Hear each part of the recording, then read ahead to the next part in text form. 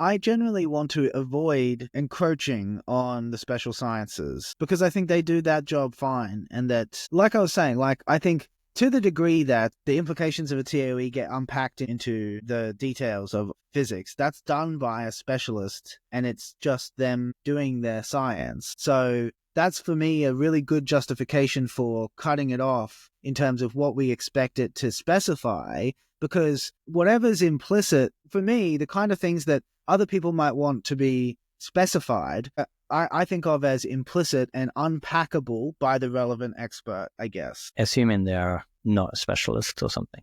Well, I guess I have a sense of a disagreement here around, for example, in psychotherapy education, there's a big emphasis on ontology, the one's ontology and like the assumptions of how reality works impacts the assumptions on what a human being is and what are they capable of. And that impacts how to treat them as in terms of psychology. And all these different paradigms emerge from different ontological assumptions, like behaviorism emerges from materialism, and Jung's more mystical quality of his model emerges from different possible ontologies. But I definitely feel like that there is a link between the special sciences and metaphysics that underpins these assumptions, if you're wanting to put those together. And if we're going to talk about like, what's the ideal psychology, if there was one, then we have to think about, well, whatever the ideal of psychology is whatever would help a human being the best. And we have to know what a human being is. And in order to do that, we have to have the explanations around